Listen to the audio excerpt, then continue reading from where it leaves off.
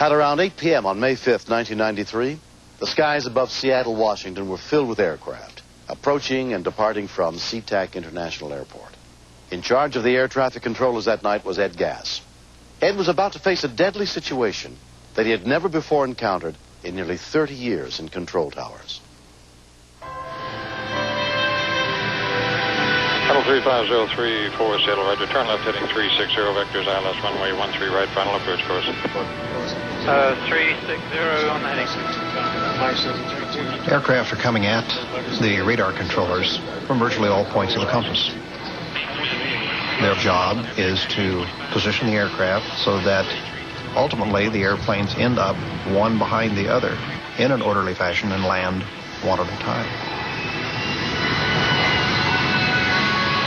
They depend on us to provide safe instructions.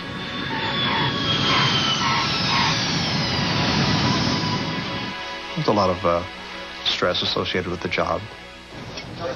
Dick Bobb was the traffic management specialist on duty that night.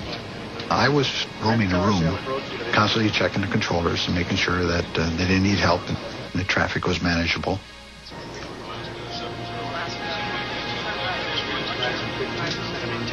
Jim Knox was controlling all aircraft approaching from the west.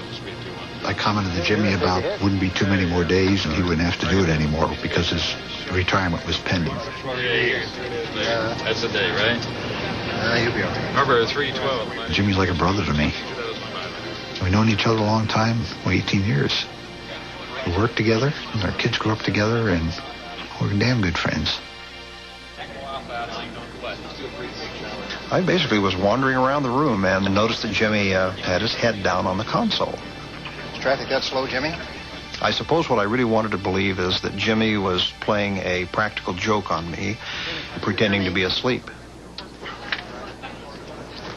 Jimmy. There's absolutely no response. The other approach controllers on duty that shift were Mike Callahan and Sue Hoover. Jimmy is definitely in distress, but we can't stop what we're doing. There's too many people up there. United 916, Roger, reduce airspeed to 190. Jimmy, can you hear me? At 8,000. Mike, pull in Jimmy's frequency and sort out his traffic. I'm not sure what he has. At that point, I realized what my job was, make sure that the airplanes don't run into each other. Get call 911. I think Jimmy's had a heart attack. Anybody know CPR? Oh, I do, but it's been a while. We're out of here. She plugged into my spot and took my traffic over immediately. Okay, try to get some air in him. I'm not sure if he's got a pulse or not. I was nervous because I'm not sure if I remember the numbers right, how many breaths, how many compressions, what do I do first? Here. So I gave him a couple breaths. And I was checking for a pulse at this point. Didn't find anything.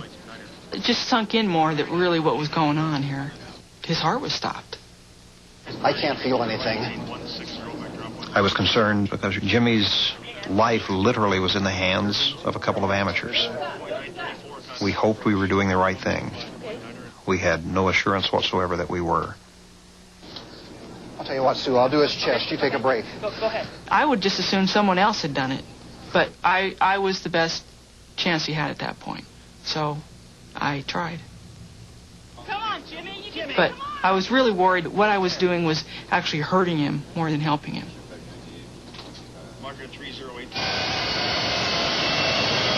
Within minutes of the call, a SeaTac airport rescue team arrived, including EMT Michael Mandela. The entire fourth floor is FAA controlled. No one has access, not even the fire department. It just so happened that a port police officer heard the tones and called the elevator for us. When the fire department gets on scene, we have no qualms about letting anybody know that we're in charge and that they need to get out of our way to do what we need to do. Also have a police officer escort them to the tree. In this case, that wasn't the case at all. Our radar scopes are meant to be observed in the dark, so consequently you turn the lights on and it kind of bleaches everything out. So that didn't last long, of course. Now it's becoming more and more clear to us we're going to have to do something a little bit differently here. For all intents and purposes, this patient was dead, but bottom line is there's thousands of people in the aircraft, and the priority is the safety of the 1,000. Shock advised. I'm clear. You're clear. Everyone's clear. Shock's on. Team Leonard, push and analyze. I was hoping they'd defibrillate him one time and then they'd have a heartbeat, but it didn't work. They did it once, again, didn't work. So at that point, I think I couldn't watch anymore. Okay, continue respirations. Continue CPR. 1, 2. Saddler 192, contact Seattle Tower now 119.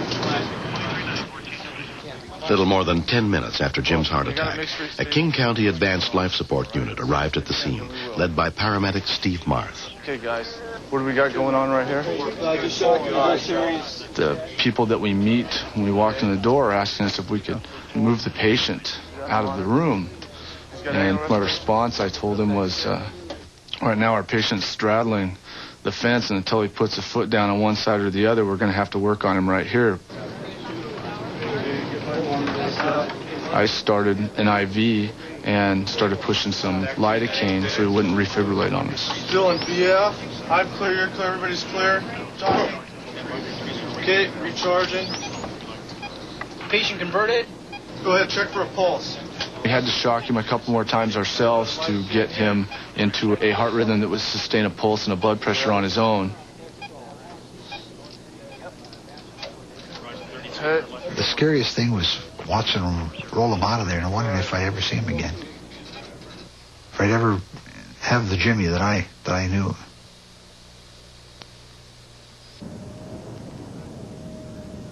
"55-year-old Jim Knox was taken to Highline Community Hospital, where his wife Jane joined Dick as soon as she heard what had happened. She said, "How's Jimmy?"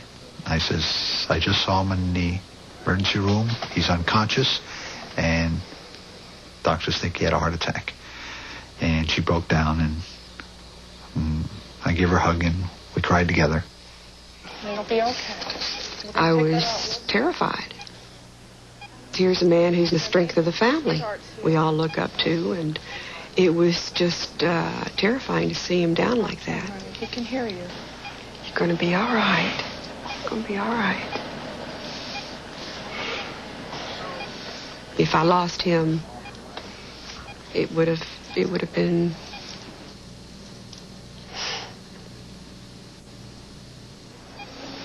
See what we got as far as heart function. He was put under the care of cardiologist Curtis Burnett. In this case, we basically are in a supporting function. The work to save his life happened out in the field, and that we're there to get on with doing what we can to prevent it from recurring. Hi, Jimmy. Hey, Everett. How you doing? Well, I'm doing great. How about you? Someone came and told us that Jimmy was awake and talking. You don't remember anything about what happened to you, where you were? And it was a neat moment. Jim subsequently had a device implanted that automatically delivers an electrical shock to his heart anytime it stops beating. 5 months later, he is enjoying the retirement he had been looking forward to. Right now, I feel great. I don't feel any different now than I did before the incident occurred. He's doing very good. He just probably can't climb any mountains or jump out of airplanes or anything like that. We were very fortunate. The survival rate for cardiac arrest in Seattle is more than 5 times the national average. Perhaps because all of their firefighters are also trained as EMTs, and a very high percentage of the population has taken CPR courses. According to the doctors, if he had not had the immediate CPR, he would have either been dead or brain damaged. Period.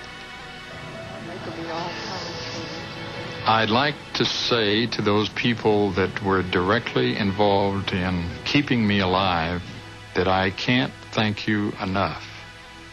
Give me the ball. Somebody run. Run. We've become almost inseparable.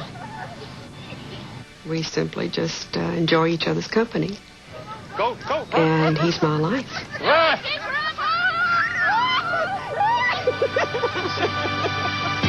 Next.